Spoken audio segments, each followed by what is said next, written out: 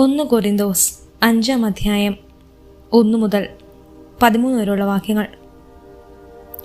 വിജാതരുടെ ഇടയിൽ പോലും ഇല്ലാത്ത തരം അവിഹിത ബന്ധങ്ങൾ നിങ്ങളുടെ ഇടയിലുണ്ടെന്ന് കേൾക്കുന്നു.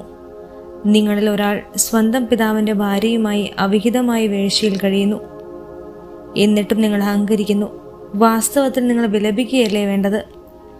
ഇങ്ങനെ പ്രവർത്തിച്ചവനെ നിങ്ങളിൽ നിന്ന് നീക്കിക്കളയുവിൻ. ശാരീരികമായിട്ടില്ലെങ്കിലും ആത്മീയമായി ഞാനിവിടെ സന്നിഹിതനായി ഈ പ്രവൃത്തി ചെയ്തവനെ നമ്മുടെ കർത്താവായ യേശുവിൻ്റെ നാമത്തിൽ വിധിച്ചു കഴിഞ്ഞു. നമ്മുടെ കർത്താവായ യേശുവിൻ്റെ നാമത്തിലും എൻ്റെ ആത്മീയ സാന്നിധ്യത്തിലും നിങ്ങൾ ഒരുമിച്ച് കൂടുമ്പോൾ നമ്മുടെ കർത്താവായ യേശുവിൻ്റെ അധികാരം ഉപയോഗിച്ച് ആ മനുഷ്യനെ അവൻ്റെ അധമ വികാരങ്ങൾ ഇല്ലായ്മ ചെയ്യേണ്ടതിന് പിശാചിന് ഏൽപ്പിച്ചു കൊടുക്കണം. അങ്ങനെ അവൻ്റെ ആത്മാവ് കർത്താവായ യേശുവിൻ്റെ ദിനത്തിൽ രക്ഷ പ്രാപിക്കട്ടെ. നിങ്ങളുടെ ആത്മപ്രശംസ ഒട്ടും നന്നല്ല. അല്പം പുളിച്ച മുഴുവൻ മാവിനെയും പുളിപ്പിക്കുമെന്ന് നിങ്ങൾക്ക് അറിവുള്ളതല്ലേ? നിങ്ങൾ പുളിപ്പില്ലാത്ത പുതിയ മാവാകേണ്ടതിന് പഴയ പുളിപ്പിച്ച് നീക്കിക്കളയുവിൻ. നിങ്ങൾ പുളിപ്പില്ലാത്തവർ ആയിരിക്കേണ്ടവരാണല്ലോ. എന്നാൽ നമ്മുടെ പെസഹ കുഞ്ഞാടായ ക്രിസ്തു ബലിയർപ്പിക്കപ്പെട്ടിരിക്കുന്നു.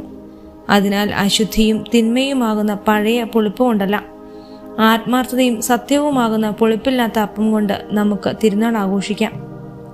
വ്യഭിചാരികളുമായി സമ്പർക്കം വരുന്ന മറ്റൊരു ലേഖനത്തിൽ ഞാൻ എഴുതിയിരുന്നല്ലോ, ലോകത്തിലെ വ്യഭിചാരികളെയും അത്യാഗ്രഹികളെയും കള്ളന്മാരെയും വിഗ്രഹാരാധരെയും ഒന്നടങ്കമല്ല ഞാൻ വിവേചിക്കുന്നത്. അങ്ങനെയായിരുന്നെങ്കിൽ നിങ്ങൾ ലോകത്തിൽ നിന്ന് തന്നെ പുറത്തു പോകേണ്ടി വരുമായിരുന്നു. പ്രത്യുത സഹോദരനെന്ന് വിളിക്കപ്പെടുന്നവൻ അസന്മാർഗികയോ അത്യാഗ്രഹിയോ വിഗ്രഹാരാധനോ പരദൂഷനോ മദ്യപാനോ കള്ളനോ ആണെന്ന് കണ്ടാൽ അവനുമായി സംസർഗം പാടില്ലെന്നാണ് ഞാൻ എഴുതിയത്. അവനും ഒരുമിച്ച് ഭക്ഷണം കഴിക്കുക പോലും അരുത്. പുറമേ ഉള്ളവരെ വിധിക്കാൻ എനിക്കെന്ത് കാര്യം? സഭയിലുള്ളവരെയല്ലേ നിങ്ങൾ വിധിക്കേണ്ടത്. പുറമേ ഉള്ളവരെ ദൈവം വിധിച്ചുകൊള്ളും. ദുഷ്ടനെ നിങ്ങളുടെ ഇടയിൽ നിന്ന് നീക്കിക്കളയുവിൻ. 1 കൊരിന്തോസ് 6 അധ്യായം 1 മുതൽ 20 വരെയുള്ള വാക്യങ്ങൾ. നിങ്ങളിൽ ആർക്കെങ്കിലും ഒരു സഹോദരനെ പറ്റി പരാതി ഉണ്ടാകുമ്പോൾ അവൻ വിശുദ്ധരെ സമീപിക്കുന്നതിന് പകരം നീതിരഹിതരായ വിജാതരുടെ വിധി തേടാൻ മുതിരുന്നുവോ? വിശുദ്ധർ ലോകത്തെ വിധിക്കുമെന്ന് നിങ്ങൾക്കറിവില്ലേ? നിങ്ങൾ ലോകത്തെ വിധിക്കേണ്ടവരായിരിക്കെ നിസാര കാര്യങ്ങളെക്കുറിച്ച് വിധി കൽപ്പിക്കാൻ അയോഗ്യരാണെന്നെങ്ങനെ? ദൂതന്മാർ വിധിക്കേണ്ടവരാണെന്ന് നാം എന്ന് നിങ്ങൾക്കറിവില്ലേ? അങ്ങനെയെങ്കിൽ ഐഹിക കാര്യങ്ങളെപ്പറ്റി പറയാനുണ്ടോ? ഐഹിക കാര്യങ്ങളെക്കുറിച്ച് വിധി പറയേണ്ടി വരുമ്പോൾ സഭ അല്പം വിലമതിക്കാത്തവരെ നിങ്ങൾ ന്യായാധിപരായി അവരോധിക്കുന്നുവോ? നിങ്ങളെ ലജ്ജിപ്പിക്കാനാണ് ഞാനത് പറയുന്നത്. സഹോദരർ തമ്മിലുള്ള വഴക്കുകൾ തീർക്കാൻ മാത്രം ജ്ഞാനിയായ ഒരുവൻ പോലും നിങ്ങളുടെ ഇടയില്ലെന്ന് വരുമോ? സഹോദരൻ സഹോദരനെതിരെ പരാതിയുമായി ന്യായാസനത്തെ സമീപിക്കുന്നു, അതും വിജാതരുടെ ന്യായാസനത്തെ. നിങ്ങൾ തമ്മിൽ വ്യവഹാരങ്ങൾ ഉണ്ടാകുക തന്നെ നിങ്ങളുടെ പരാജയമാണ്. എന്തുകൊണ്ട് ദ്രോഹം നിങ്ങൾക്ക് ക്ഷമിച്ചുകൂടാ? വഞ്ചന സഹിച്ചുകൂടാ? നിങ്ങൾ തന്നെ സഹോദരനെ പോലും ദ്രോഹിക്കുകയും വഞ്ചിക്കുകയും ചെയ്യുന്നു. അനീതി പ്രവർത്തിക്കുന്നവർ ദൈവരാജ്യം അവകാശമാക്കുകയില്ല എന്ന് നിങ്ങൾ അറിയുന്നില്ലേ? നിങ്ങൾ വഞ്ചിതരാകരുത്.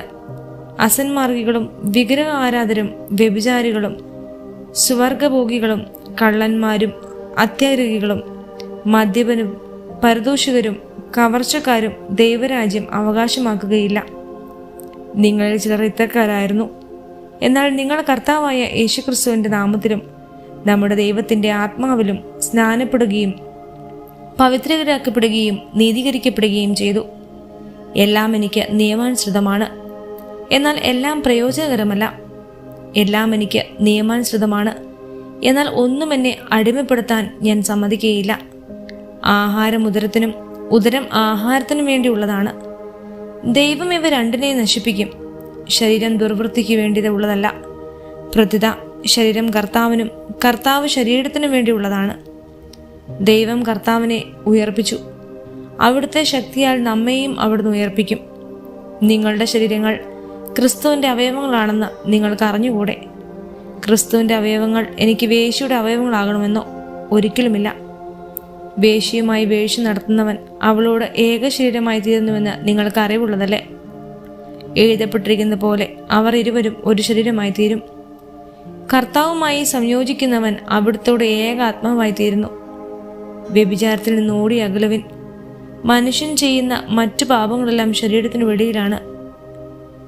വ്യഭിചാരം ചെയ്യുന്നവനാകട്ടെ സ്വന്തം ശരീരത്തിനെതിരായി പാപം ചെയ്യുന്നു. നിങ്ങളിൽ വസിക്കുന്ന ദൈവദത്തമായ പരിശുദ്ധാത്മാവിൻ്റെ ആലയമാണ് നിങ്ങളുടെ ശരീരമെന്ന് നിങ്ങൾക്ക് അറിഞ്ഞുകൂടെ? നിങ്ങൾ നിങ്ങളുടെ സ്വന്തമല്ല, നിങ്ങൾ വിലയ്ക്ക് വാങ്ങപ്പെട്ടവരാണ്. ആകയാൽ നിങ്ങളുടെ ശരീരത്തിൽ ദൈവത്തെ മഹത്വപ്പെടുത്തുവിൻ.